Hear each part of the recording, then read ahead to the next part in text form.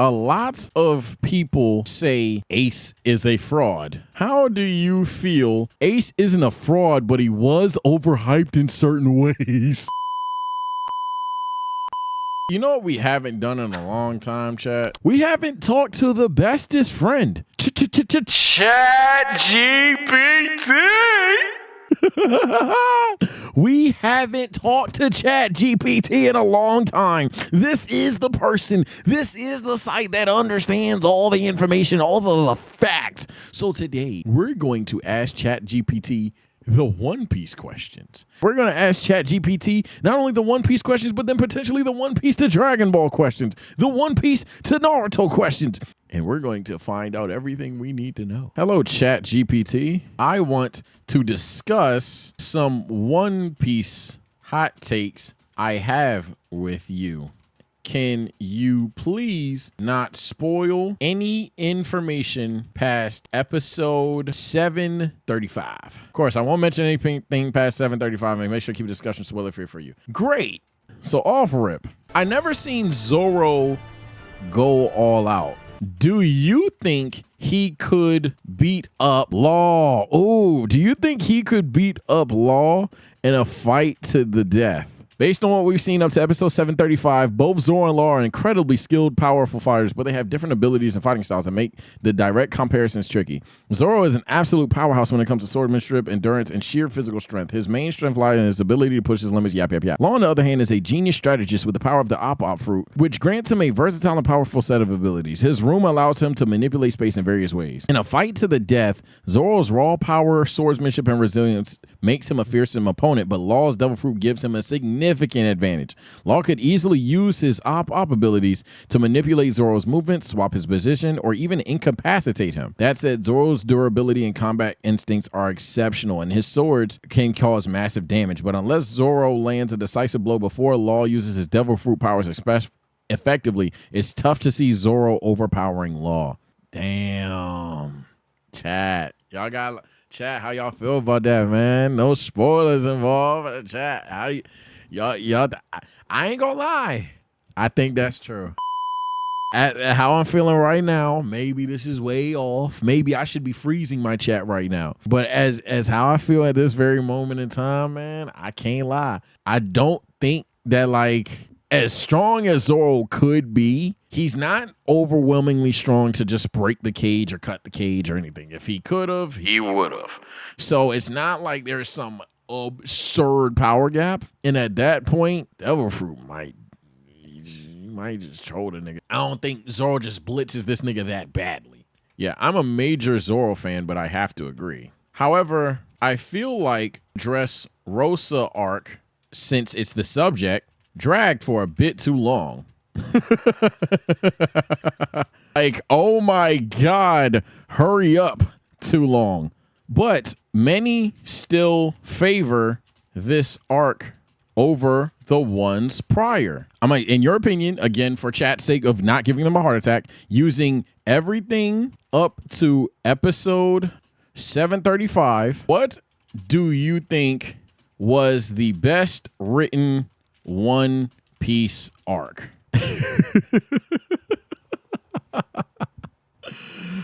Oh,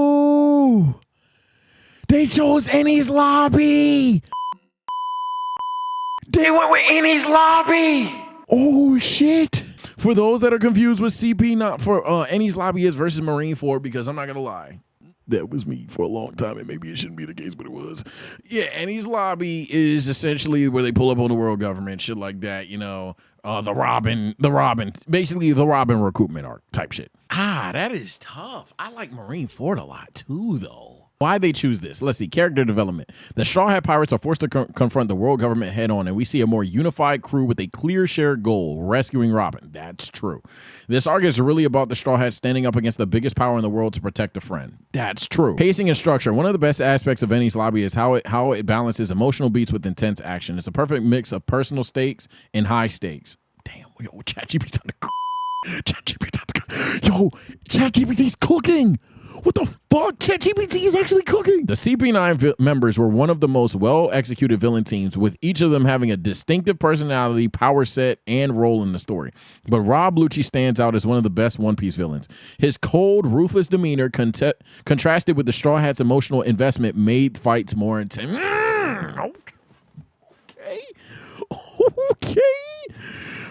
I didn't even think of that. The moment when the Straw Hats declared that they'll fight for Robin is iconic. The Frankie family. It did introduce the Frankie family. Shit. That's good too.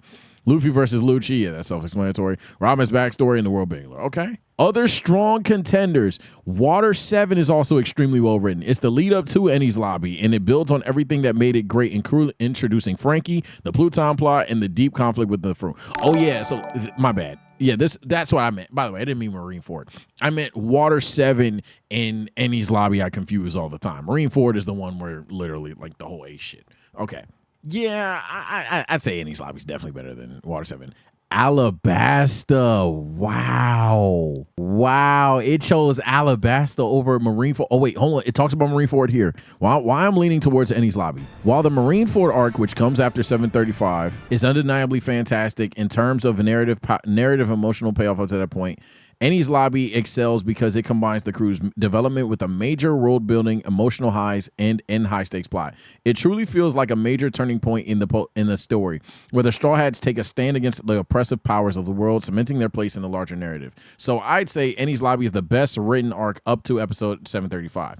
It has everything: great character development, emotional stakes, other yap. Okay, so what do you think is the worst written arc? The worst written arc is definitely a bit more subjective, but we're looking at arcs up to episode 735. Many fans would point to the Sky.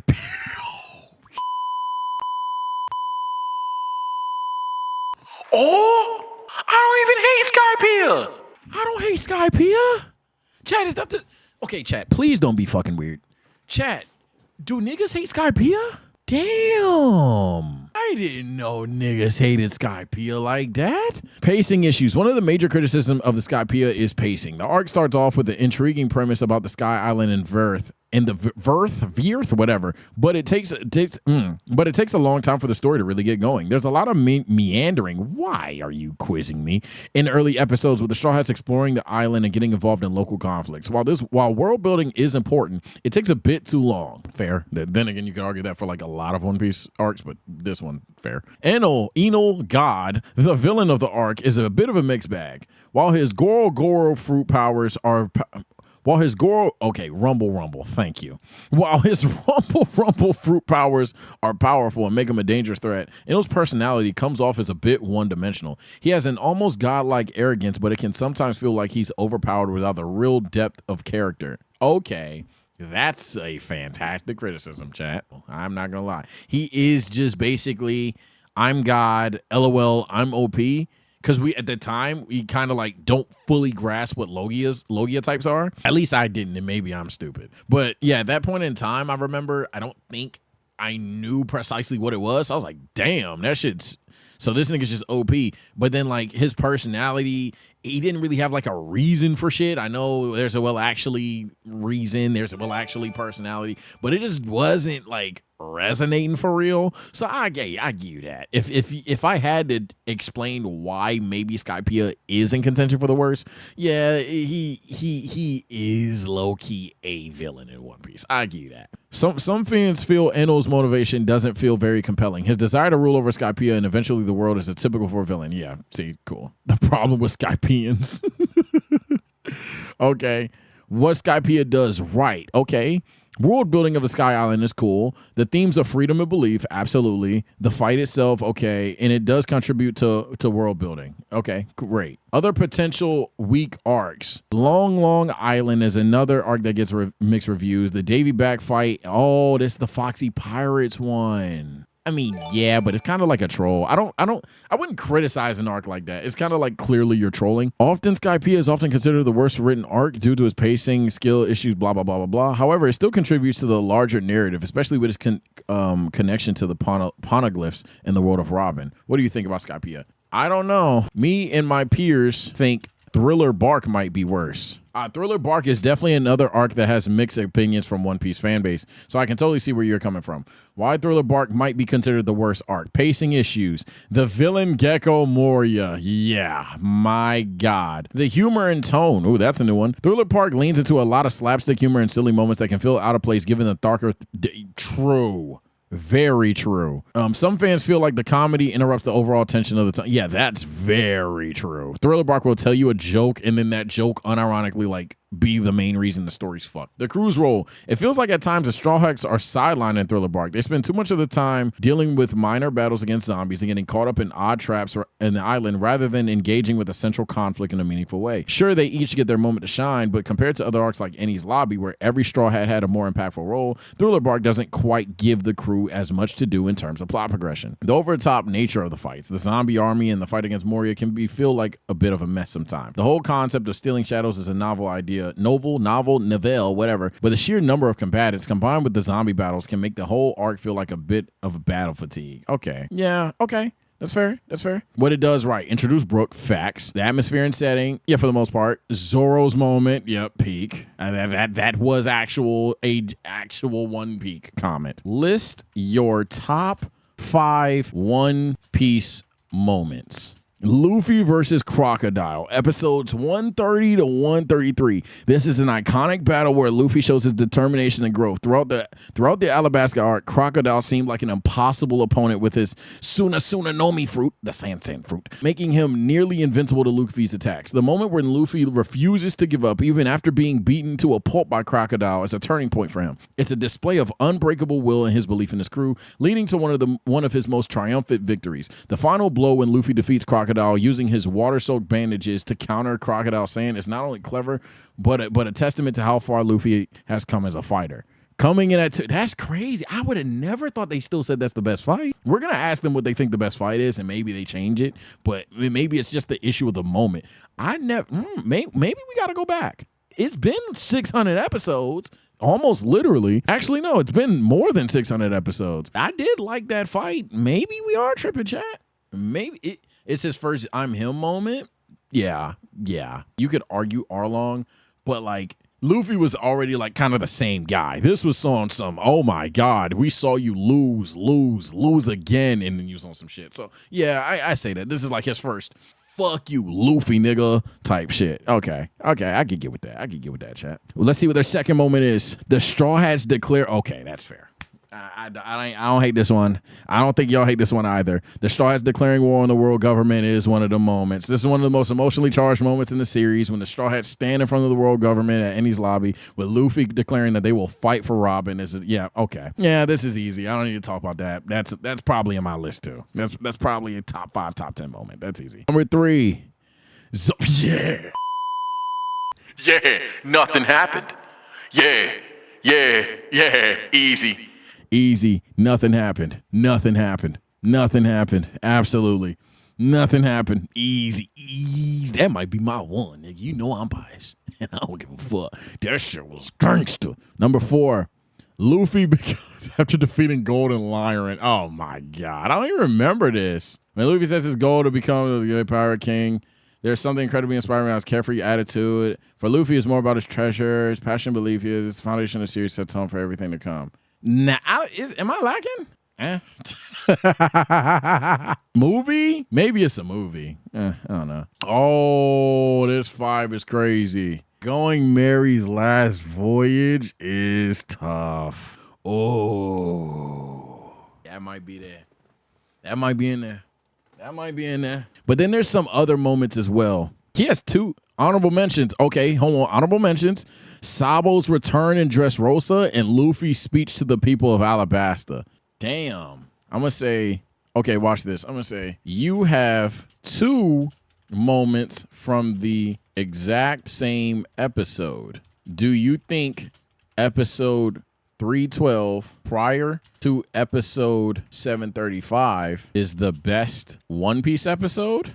So is episode 312 one of the best? Is the best One Piece episode? It's certainly one of the best episodes prior to 735, if not the most emotional. Oh my God. However, it's tough for me to say it's the absolute best, as One Piece has so many iconic moments across different arcs. For example, episode 405, Luffy versus Lucci, episode 379, Zoro's sacrifice, or even episode 61, Luffy versus Krieg, have their own unique emotional and narrative power. That said, 312 is hard to beat in terms of sheer emotional weight and how much it pushes the series forward. But is there a Nah, don't give me this shit. Nah, pick one. Pick an episode. All right, after careful consideration, if I had to pick just one episode as the best episode up to 735, I'm going with 312. Okay, so they're going with 312. Okay, that's fine. That's fine. That's fine. That's fine. That's fine. So a lot of people say Ace is a fraud. How do you feel about Ace in terms of his fighting skills, considering what his reputation was? What I'm getting from this is fire-based attacks. Was Ace a fraud? It depends on how you view fraud. If you mean that Ace didn't live up to the legendary expectations placed on him due to his bloodline position, there's some merit to that perspective. Despite being extremely strong, Ace wasn't invincible, and his reputation sometimes overshadowed his actual abilities. Here's why people might feel like he didn't fully measure up. Ace's over-reliance on fire and his downfall in Marineford. The verdict, Ace isn't a fraud, but he was overhyped in certain ways. Oh, he had immense potential and power, but his lack of maturity, his over-reliance on his devil fruit, and his inability to think in the heat of moments, especially in critical battles like Marineford, are reasons why some fans feel like he didn't fully live up to the hype around him. He was incredibly strong and an important character in the One Piece world, but in terms of fighting, he wasn't as consistent or skilled as other major characters like Luffy, Zoro. Oh no! Oh my God. They went there. They went there. They went to Sabo. Speaking, who do you think is the most overrated character? The debate of the most overrated character in One Piece is always a fun one because the series had such a wide range of characters, each with their own strengths and weaknesses. But if I had to pick one character who is arguably the most overrated prior to the episode 735, I'd go...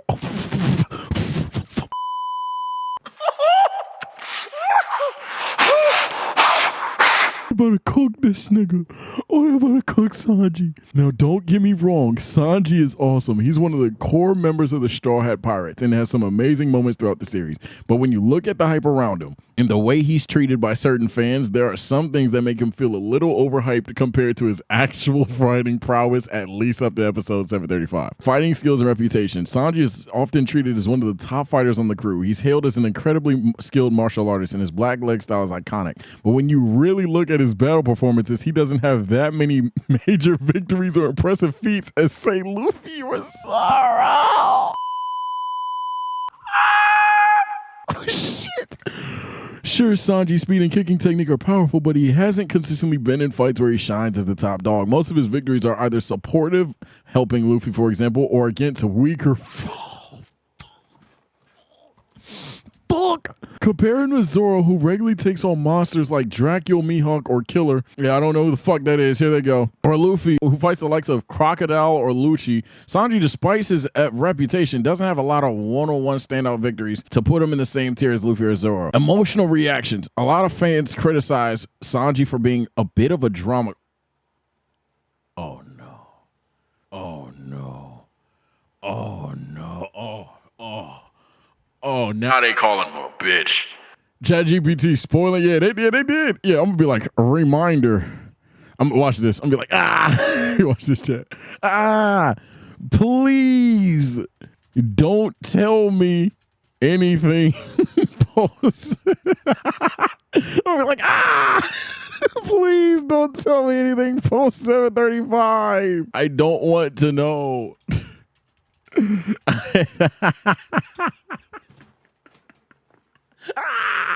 Please. Promise. This nigga says an emoji. GPT said emojis. Holy shit. Sugar 6. Okay, so maybe Chad's overreacted. They're saying that's not a spoiler. Oh, fuck. That's hilarious. A lot of fans criticize Sanji for being a bit of a drama queen when it comes to his emotional reactions, particularly towards women. His pervy behavior and occasional lack of focus can detract from his image as a serious fighter. While this aspect of his character adds comic relief, it often detracts from consistency of his overall development. This isn't to say Sanji isn't a great character, but in terms of fighting reputation, there's a bit of a mismatch between his skill set and the way he's portrayed as being on the same level as Zoro or Luffy and the crew. The whole I'm the oh no. Chat, they really on this nigga's ass. While it's true that Sanji is exceptionally talented when it comes to cooking and is a vital member of the crew for that reason, some fans put him on a pedestal as if he's the crew's most important fighter, while While Sanji's cooking skills are crucial for the Straw Hat crew, especially when it comes to morale and sustaining the crew on their adventures, his fighting role in battle isn't as elevated compared to the likes of Luffy, Zoro, or even Nami. Oh, yeah, it's cooked. Yeah, now they trying to burn one. He's also dependent on his legs, and while that's impressive, his limited versatility in combat often leads him in the shadows of others. Sanji is a great character, but in terms of fighting, he does tend to get a bit overrated. Oh, wow. That's so fucking nuts. Okay. Since Sanji is overrated, who is the most underrated character? Why Usopp is the... Ooh. Very interesting. A lot of people criticize Usopp, think he's annoying. I don't personally think this, but that's what I often hear. What would you say to a person who does not like Usopp? I totally get it. Usopp is one of those characters who really divides fans. Some people find his antics and insecurities annoying, while others appreciate his depth, growth, and unique role within the crew. So if I had to talk to someone who doesn't like Usopp, here's how I would approach it. Acknowledge their perspective, highlight his growth and complexity, emphasize his role in the crew, talk about his relatability, point to his best moments. Enies Lobby, Usopp's emotional return to the crew.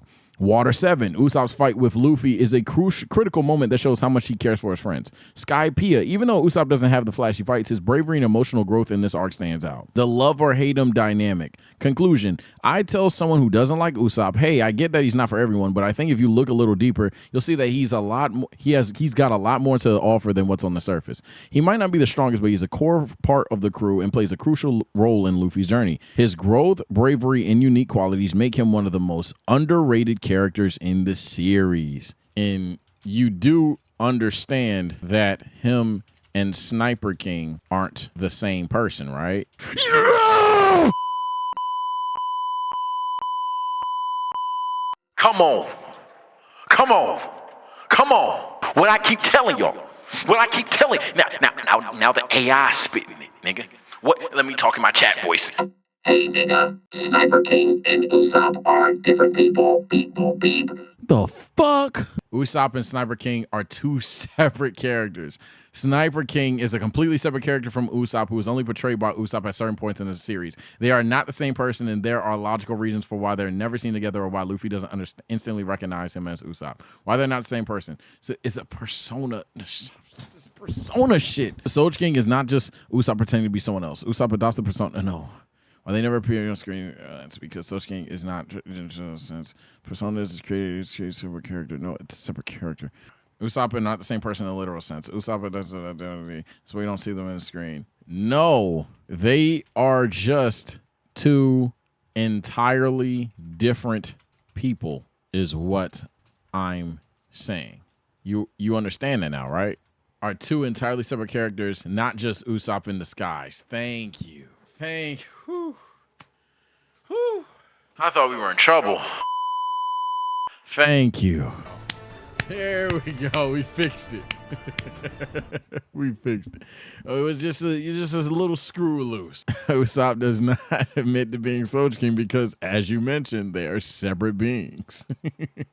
Are two entirely different characters, not just Usopp in disguise. Soul King is separate identity that Usopp uses. No, there is no correlation to Usopp. It's not an identity thing. They are as different as Luffy and Zoro are. Soch King and Usopp are completely different characters. There's no identity switching at all. They're separate individual characters, just like Luffy and Zoro, each with their own distinct personalities and motivations. Thank you. They are separate characters with independent story arcs, even though they may look alike and share some skills. Thank you. Thank you. God damn, bro. I gaslit the AI. Man, I didn't gaslight the AI. I had to teach the AI. It wasn't working, bro. Let's get to the fights. What are your top 5 fights? Okay, here we go. Number 1, Luffy versus Crocodile, Alabasta. Why is it number 1? This fight is the ultimate climax of the Alabasta arc and arguably one of the most emotionally impactful battles in the entire series up to this point. Type shit, okay? Number 2, Luffy versus Lucci. This fight is one of the pinnacles of Luffy's character and showcases the seriousness of his strength and leadership. It's also a battle for the crew's freedom. Okay. Number 3, Luffy versus Bellamy. This fight is both... Wait, the Jai arc. The fuck? What's that? Oh, this is when he, like, punches him on the ground. Oh, really? Top 3? Really? Nah, no way. No way that's top 3. I can't give you that, Chat GP. I can't give you that, little chat. 4, Zoro and me. Okay, yeah, 100%. 100%. This was easily this is when I thought One Piece actually got a little interesting. Like for the most part, I was, you know, when you're watching new anime and you're like watching a new anime because it's a new anime, but like all your friends said it was a good anime. That's how like I felt prior to this moment. Once I seen this, I was like, oh, that was kind of cool. Number 5's Luffy versus Arlong. Okay. Honorable mention: Usopp versus Chopper, Drum Island, and then Sanji versus Kurobe.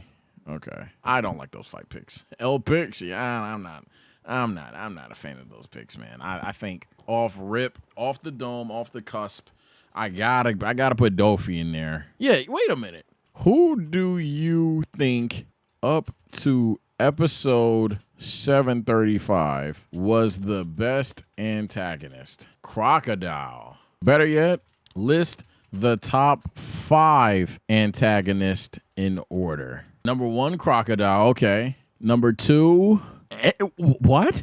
Number 3, Rob Lucci.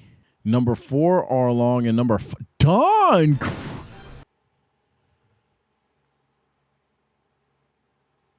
So what about Doflamingo? Okay, cool. Why he's not top 5? Full impact yet to come. Okay, so that's just a vague spoiler there. Kinda, not really, but kinda, because it's like no shit. Because obviously he has the thing. So should the Flamingo be in the top 5? He deserves to be in a conversation. If he had to redo it, he puts Doflamingo above Arlong. What the?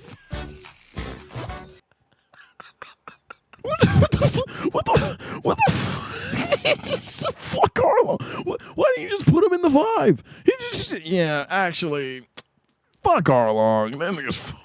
Oh my god, that is hilarious. Once we get later into the Dressrosa arc, wait a minute. Chat is on to something. Remind me what you think happened in episode 735, because the last thing I've seen was Luffy knock out Doflamingo.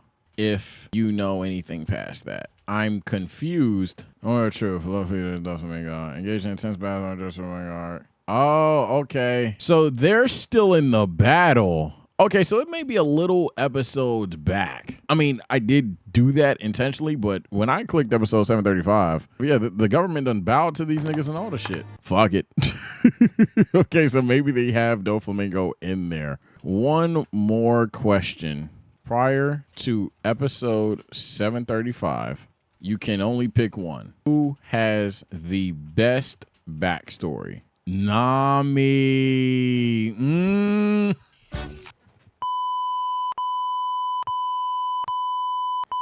Okay. That's a pick. Okay. Oh, wait, hold on.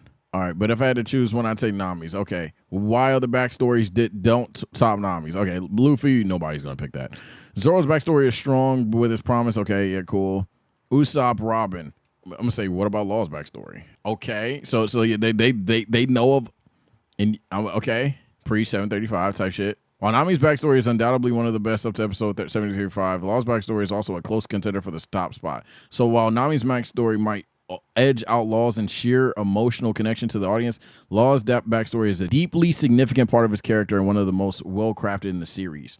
So would you say Law's is better or worse than Nami's? Say Nami's backstory edges out Law's, but it's a very close call. Nami's backstory, why it's the best? Raw emotional power. Nami's backstory is one of the most gut-wrenching and universally relatable in One Piece. The way she was forced into servitude by Arlong to buy her village freedom, all while losing her family, Bellemere, is so tragically poignant, whatever. The fact that she's holding on to the idea of saving her village through this sacrificial act makes her one of the most selfless characters, and her relationship with the Straw Hat Pirates only strengthens that emotional connection.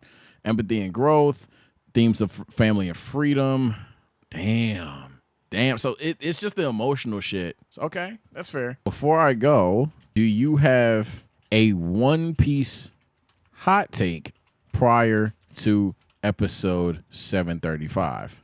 I'm gonna say hot take / unpopular opinion. The hot take or unpopular opinion, I'll throw one out here based on everything up to 735. I think the Skypiea arc is actually one of the most underrated and important arcs in One Piece in this.